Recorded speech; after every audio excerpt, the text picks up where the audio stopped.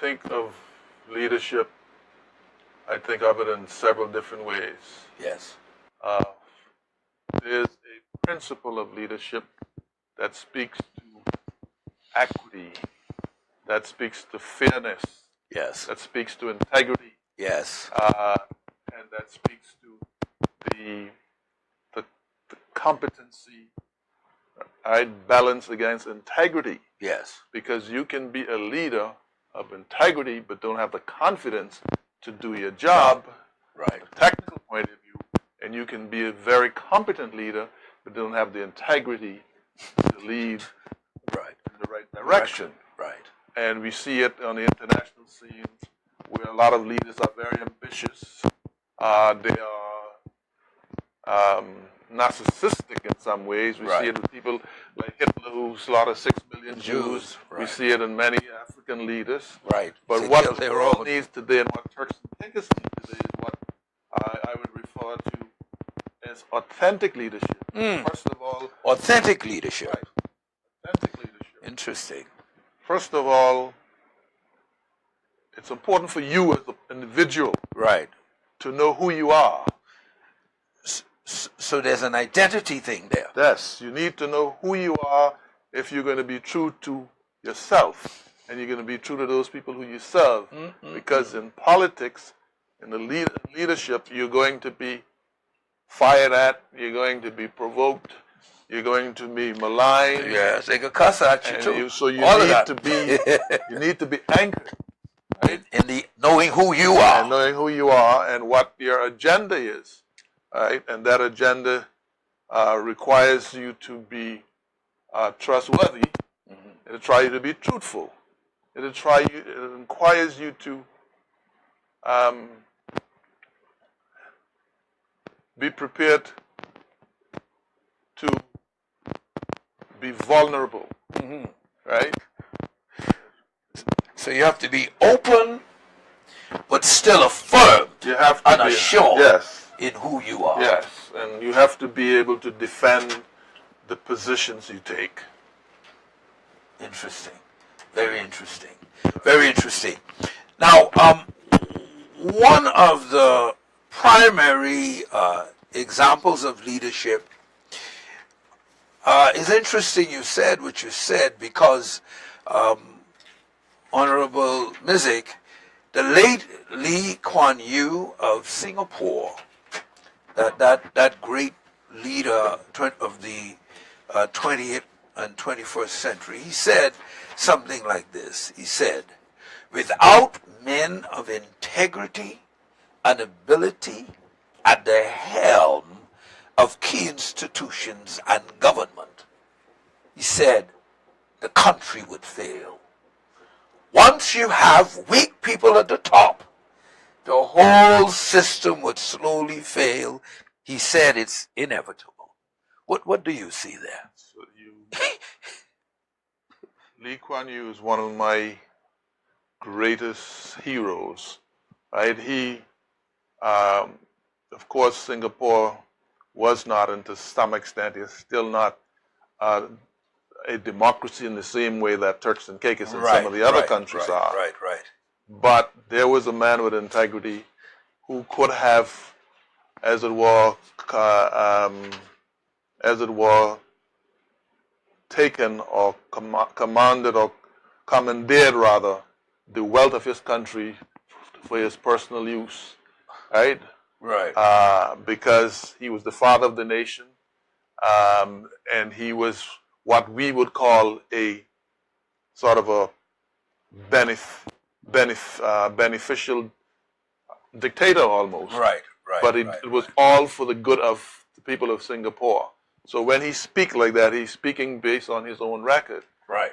He did not amass a lot of wealth for himself and his family like so many despots did. So he speaks well when he says that because, and it enforces the point I made about integrity and Yes, it does. competency. Yes. Right? And so I fully endorse that. But also there's a sense to be an effective leader, one has to also be a humble leader. Humility. Humility is very important. How do you see humility working in a leader in the context of where we are in the Turks and Caicos in our country and where we need to be and what that leader needs to now be humble with? What sense of humility are we talking about?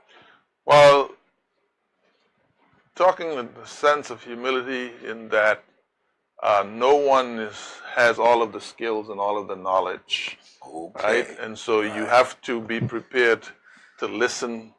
Like the Desiderata says, to the most common, the most simple person, because they too have something to say that is worthwhile. And I can speak from experience as someone who grew up in the Turks and Caicos Islands, right, and who grew up in the church, right, right.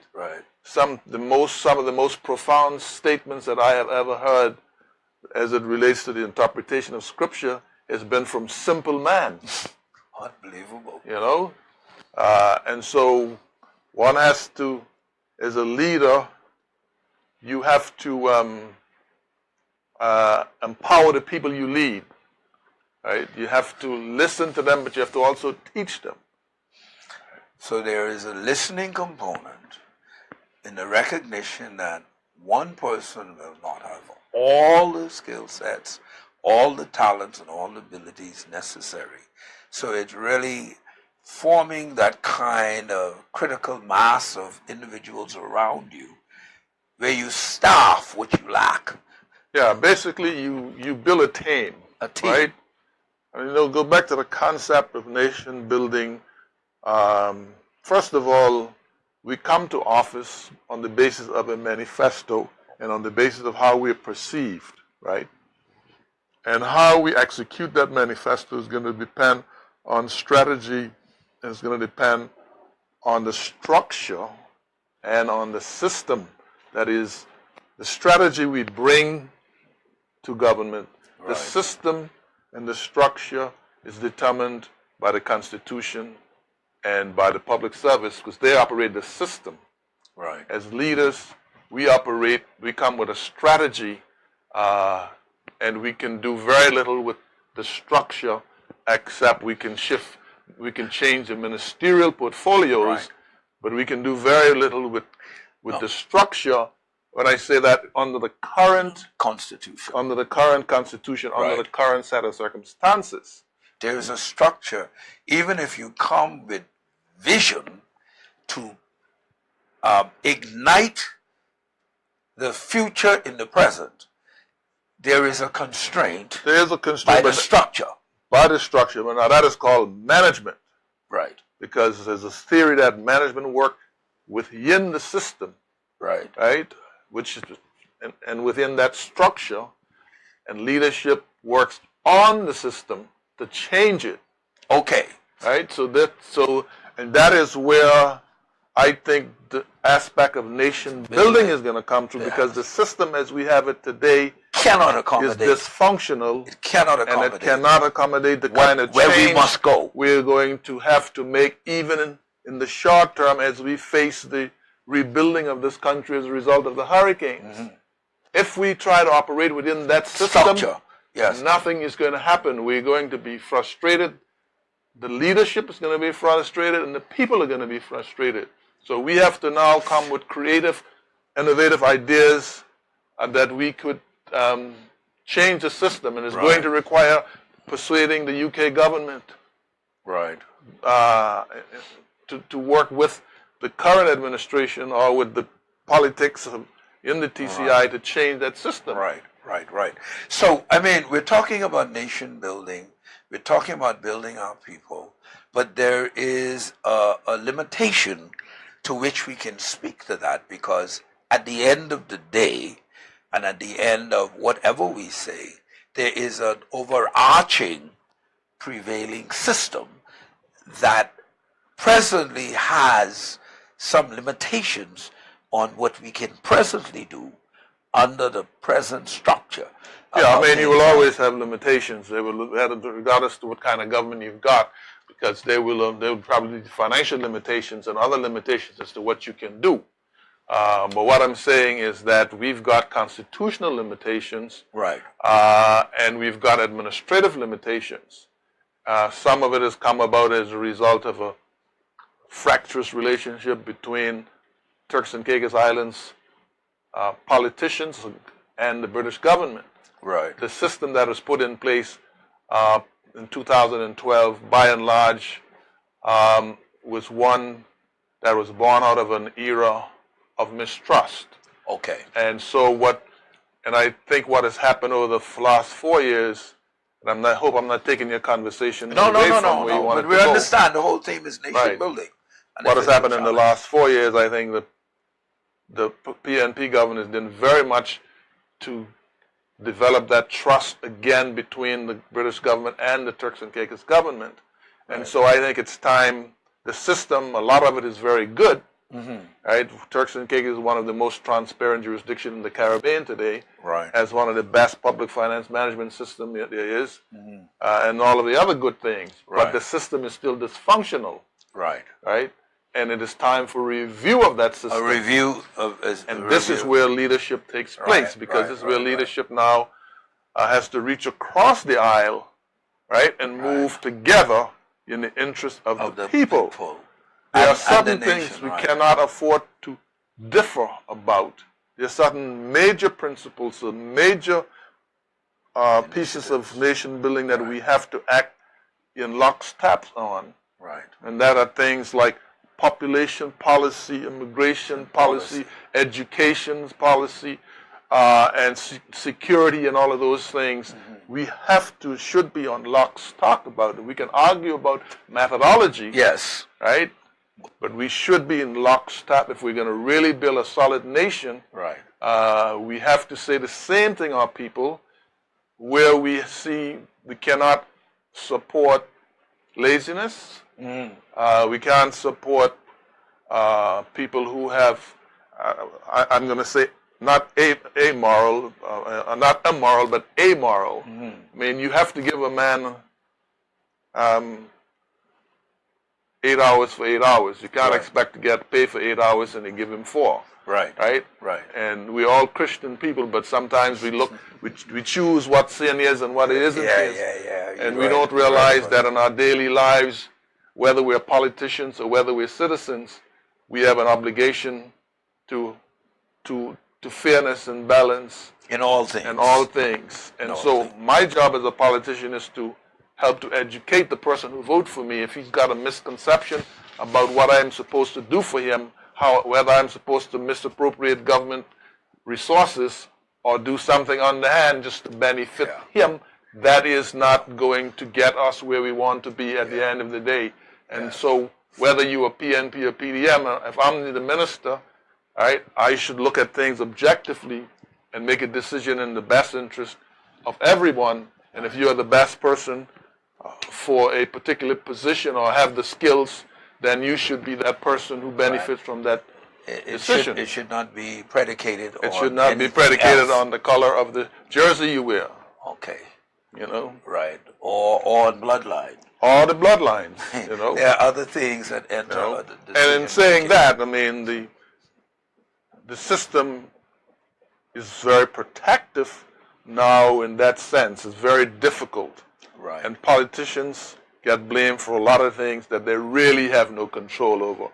Right? The system we have today, politicians have to be very careful how they sneeze. Right? And it's not, I don't have a problem with it. Right. Right. Now, you hit something very interesting, because going back what the late Lee Kuan Yew of Singapore expounded, he came up with a methodology called meritocracy, that nation building was based upon meritocracy. Meritocracy is advancement based on the merit of what an individual brings to the table. That's what you started to talk about. It is not driven by friendship. It is not driven by family name or relationship, place of birth, or sense of entitlement. Meritocracy is based on the personal talent, the abilities, the competencies brought to the table that are harnessed in relation to be able to solve the country's challenges. Do you believe in a system of meritocracy? I do believe in a system of meritocracy.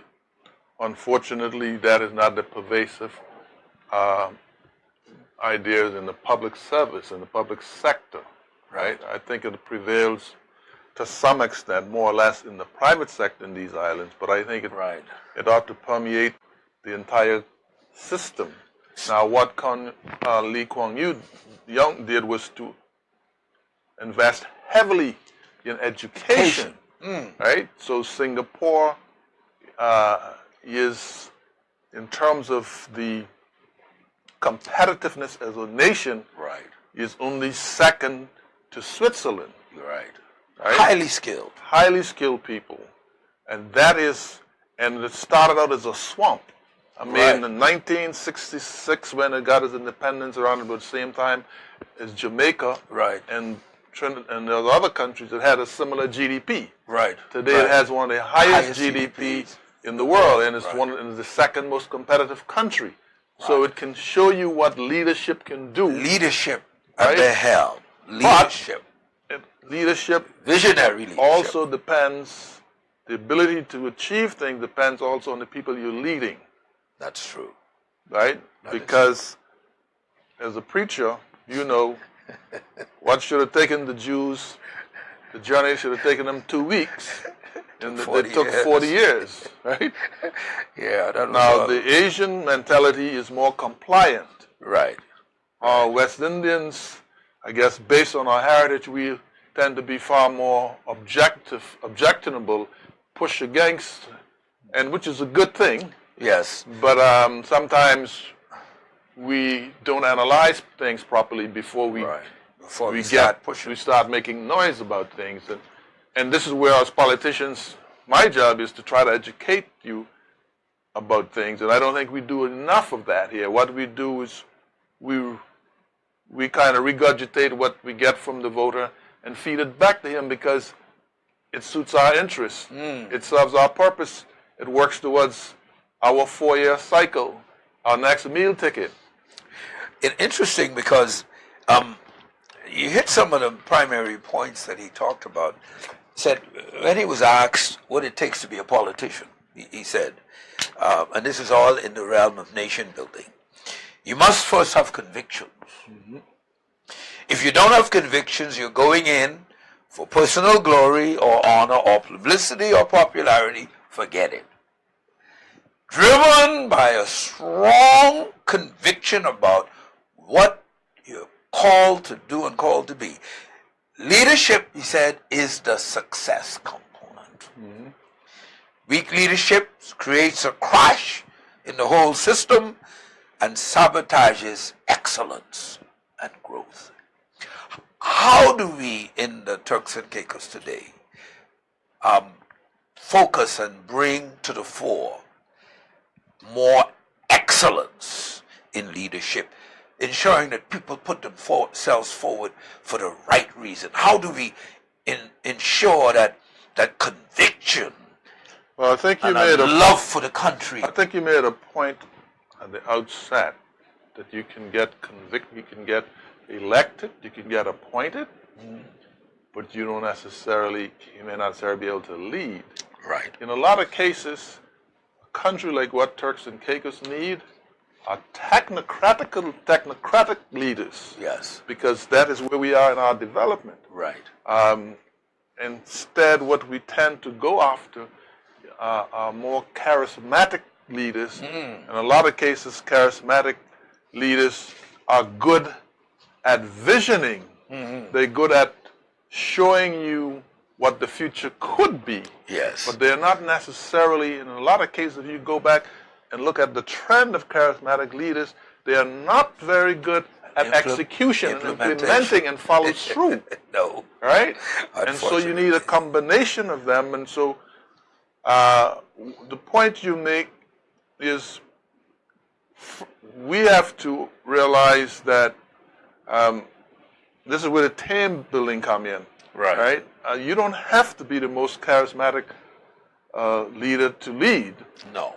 It's the team. It's the team. You can have It's the team charismatic effort, people yes. in your team. You could be charismatic, but you must also recognize what the other persons who are not so charismatic brings to the table, right?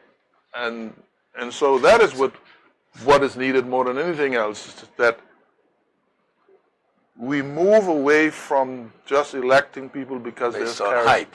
on hype, and find out what the message is and what the skills are and whether they are themselves committed, like he said, and convicted to doing the right thing, not only doing things right, but doing the right thing, and doing it and being able to learn, because we live in a world where change is the only constant. And you have to be able to constantly be prepared to learn and to be corrected. You know, so many things that I know today, I didn't know 15, 20, 30 years ago, or I had the wrong concept about. Right. So this whole process of leadership, you're always learning. You're always pushing the threshold to new levels. There is a constant absorption of new knowledge and new information. You're reaching beyond your local environment. You're reaching beyond to see what's happening in a regional and a global landscape, because you're constantly out there searching for, how do I become better? How do I make a greater contribution to my country? How can I be a better administrator? How can I be a better team player? How can I form a better team? What's on the cutting edge of change and innovation? You know, repositioning and regurgitating and re-examining everything. All of this is implicit in nation building. Now, Honorable MISICK, what do you think about a national development plan for the Turks and Caicos? What we're talking about when we talk about a national? I'm not talking about a party manifesto. I'm talking about a national. Well, the National Development Plan entails a lot of things, and I believe there was an attempt to do one in 2017. In fact, a plan was put together in 2007, and it exists for the most part. Interesting. But in parts of it might have been implemented. But in my view, what it means by a national development plan, you have to break it down into sectors. Yes. And then you have to prioritize, right? And the sector, to me, if we look at what has happened in Turks and Caicos Islands as an economy, and what has been brought things in sharp focus, has been the recent hurricanes. And our main industry, and almost our singular industry, is tourism. And I think there's an exposure there. There's total exposure. I mean, we've now, up until recently, we had one of the fastest growing economies in the Caribbean. We have a sovereign wealth fund and all that, but that can all disappear just overnight in the next few years if we're not careful. And so what I think necessary more than anything together is what I think, and we go back to Lee Kuan Yew, and there's something that they created in Singapore called IDEAS, right? And it is, I think what it is the institute or something like that, is a think tank called Institute for Development, Economic Development, and something else. But it's called IDEAS, the Institute of Development, Economics, and forget what the A is for. Singapore, the last word is Singapore. But that think tank was a government think tank. I've been advocating for a long time to have a Turks and Caicos think tank that's made up of a cross-section of the community, but international thinkers and local thinkers. Beyond our local borders. Because our gene pool is shallow. Yes. Indeed. And there's only so much knowledge that we can contain in that gene pool. So when you're looking at when you want to make big ideas, big decisions, you have to reach outside of yourself, and you don't have to be dictated by them. No. But you can listen to the ideas and take examples from other places. Right. So I think what is needed here is a sort of a big ideas think tank where people can look at what is it going to take for Turks and Caicos to sustain itself, right? Right. When the next discovery, when the tourism discover the next island, right, and they no longer and it shifts, right, because it's a moving thing. Exactly. Tourism does not remain constant. And so national development plan has to take all those into consideration, thinking out of the box. Do we really have a future in the expansion of our financial services sector? What can we do? What can we facilitate? These are, and I don't have the answers, right? No. But I'm just saying we have to somehow think outside of the box. And unfortunately, the way the world is, we benefit from each other's successes and failures. So someone else has made a bad piece of legislation and wherever else, and we can see that opportunity and capitalize on it. Right. What is interesting here is that a national development plan, once the vision of it is really inculcated and it's really run and it's really developed and it's really harnessed and it comes into fruition as a real plan, transcends who is the current government each time, because it holds every successive government's foot to the fire to ensure that the plan is implemented. Right. Well, that's why it's called a national development plan, and not manifesto.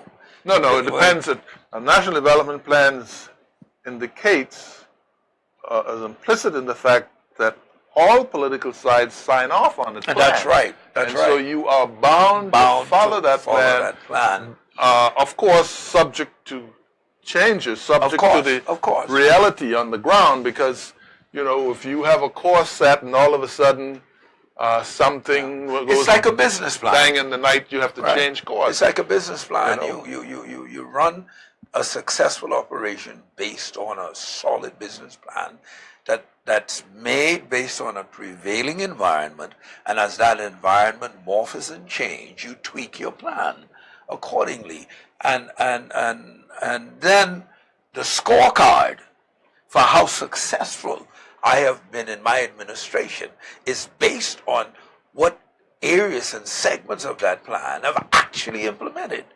Because as we said, manifestos are made generally to win elections. All right? But a national development plan is another kind of animal that forces all persons and sundry to implement what that plan is suggesting, or that plan is saying. Now, I want to say this. A Gallup poll taken maybe about 8 years ago analyzed some of the factors that make countries grow and make countries successful. And it was determined in that plan that talent in a country is a critical success component. What do you think about that? I can't hit it right on the head. One of the things that attract business to a location is the capability of the workforce in that area. So the development of talent, again, goes back to Singapore.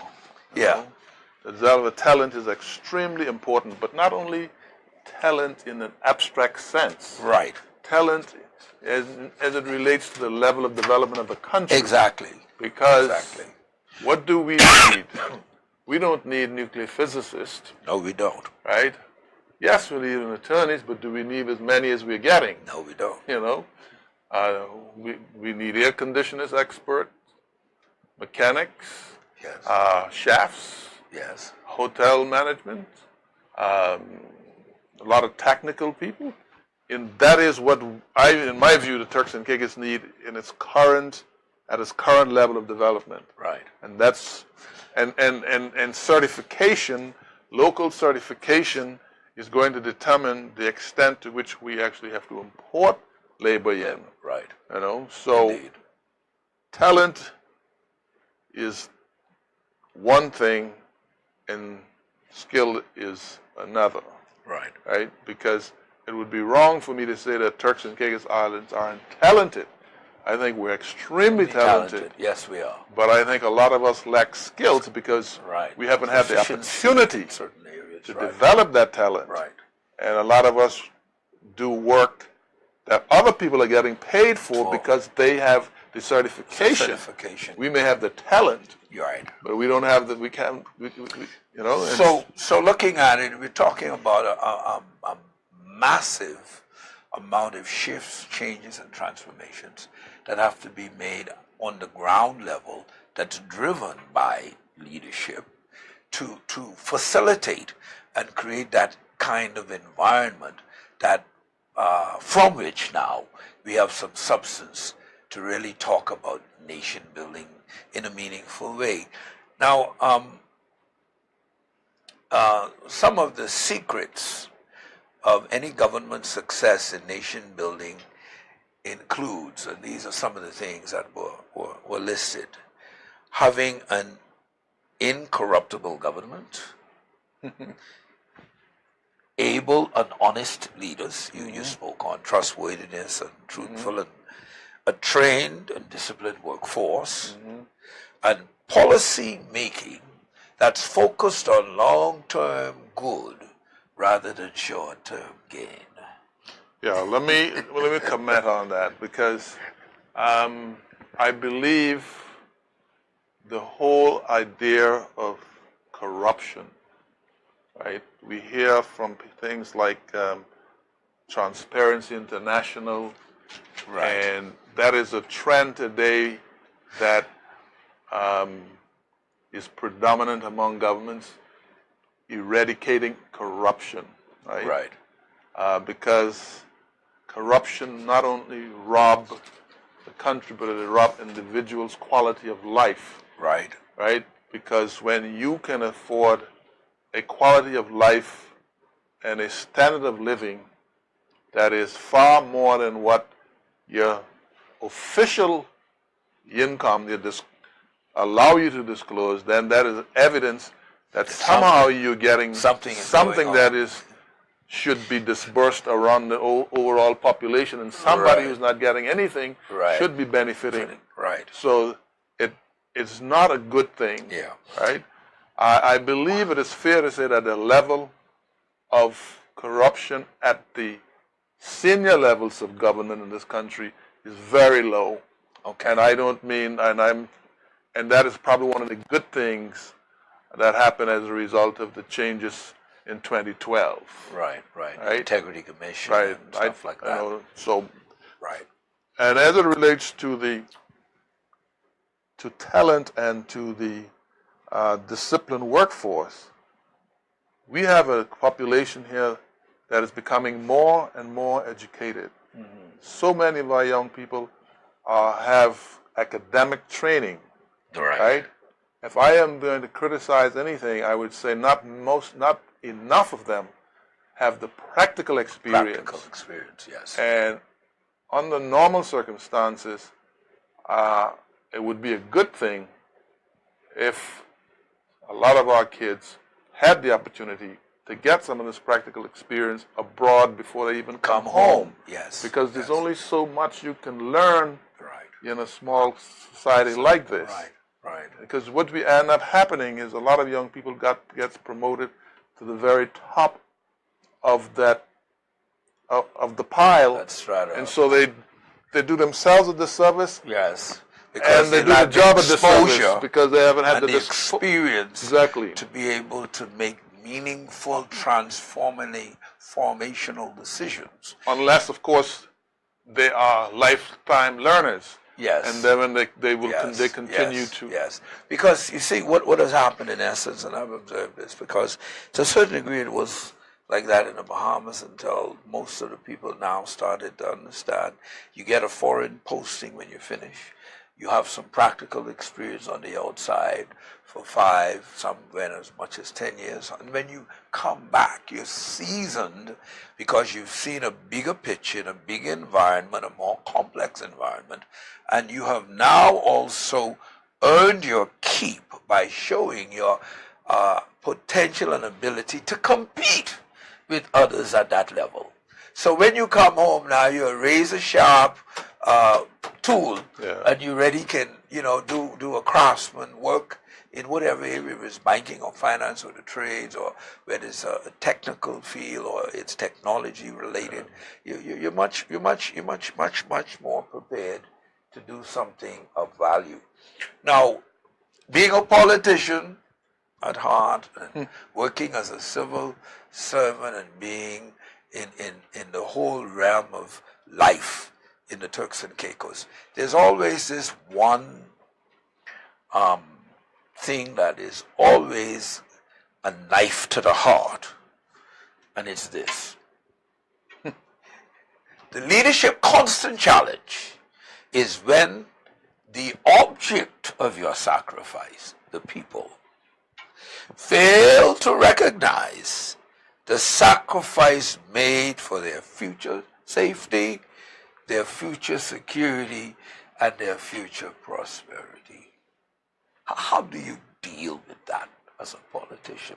Sometimes the very people you go out on the limb for, or you have the conviction for, or you make the sacrifice for because of your love for your people and your country and your nation. And sometimes those are the very few. Well, I understand. As a politician, in a lot of areas, a lot of times I know that I am misunderstood, right? Particularly when I have to make tough decisions. Because in Turks and Caicos Islands, we used to speak in euphemisms. Instead of telling you, being direct, no, we don't like that. Go around the bush. Instead of saying a spade is a spade, we would say, well, this is this thing with a piece of iron at the bottom and I have a handle in it, or something like that, But I can deal with rejection. Yes. Right? That's what I am more concerned when I'm misunderstood. And I find that this happens when people expect you to do things for them personally, which is not in the best interest of the country. Right? Wow.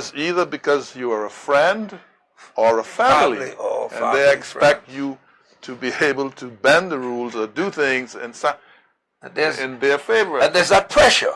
And that in some cases, they put pressure on you to do it. And that's one of the good things about the Integrity Commission that we've got now, because you actually have a standard by which to measure and a reference to which you can point, even if you don't have the gall to say no myself. I can say, well, I can't do that because. Yes. Right? Right. But I'm not concerned about a rejection, because I believe if I make a principled decision, right, that benefit people's lives, they may not be able to see it today. Right. But they will see it 5, 10 years down the road, or even when I'm gone. Right. Right? So that's not the issue with me. It's often said that one of the great truths of leadership is this: the ability to build shade trees in the present, that you may never live long enough to bask under the shade of or eat the fruit from. But you're still willing to make that investment in the future. Yeah, well, I believe there is benefit in experience. Yes. Okay. And there's something very peculiar about life. Yes. And and I can express it in the words of someone else who said, youth is wasted on the young. Right? Because if I had the experience and the knowledge that I have now, when I first entered politics in the 80s, I believe I would have been in a position to move this country further than I have. Right. That is not to say that I haven't made a valuable contribution, yes. but could I, if I had the skills, the knowledge, both of people and of systems that I now have, I believe I would have been able to make a far better job. Now, whether I would have, and I am probably more misunderstood today now than I was then. Right. Right? Because I can act on principle.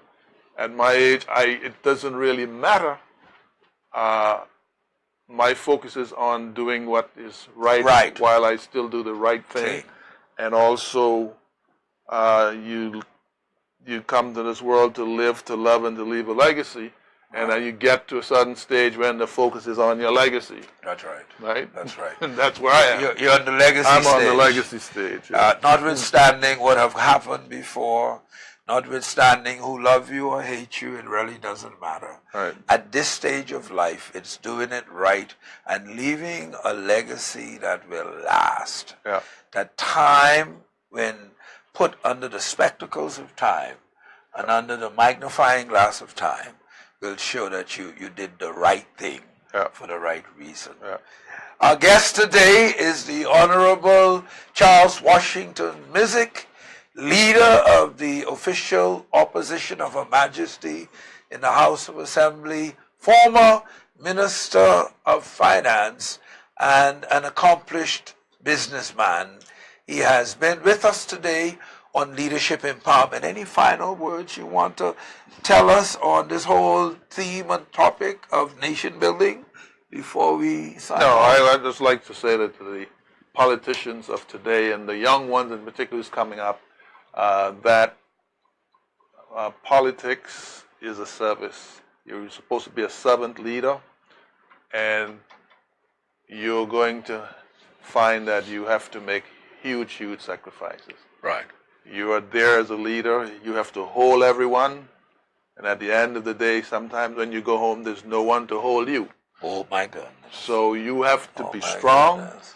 And you need to, because when the lights go out, and there's a saying that uneasy lays the head that wear the crown. That's true. When the lights go out and you still don't have solution to that problem you started working on from when you get into the office. Right. And you need to have alliances, whether they're within your party or across the aisle or in the church or wherever. You need to have alliances, people who you trust and who you know are going to tell you where the dog is buried, whether you like it or not. You know. Yes, indeed. You've been listening today to Leadership Empowerment, Nation Building. I want to leave a small anecdote with you, something from the late Bruce Lee, who wrote, "Knowing is not enough. We must apply. Willing is not enough. We must do." Wake up, everybody. No more sleeping in bed. No more backward thinking. Time for thinking ahead. Wake up, political leaders. Wake up, family leaders. Wake up, church spiritual leaders, community leaders, business leaders, those in government, in the higher echelons of government. It's time to wake up. It is time to wake up, Turks and Caicos. God bless you, and God bless the Turks and Caicos Islands. Thank you, sir.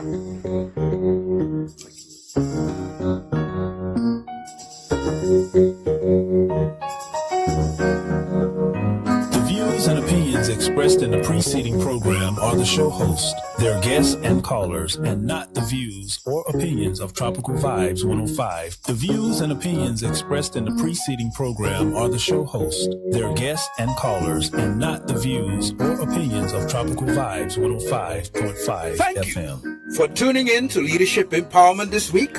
We trust that we have challenged you today to be an instrument of progressive change as we collectively enhance and improve the people of our nation to take their rightful place as the possessors and inheritors of this great land. We look forward to seeing you next week.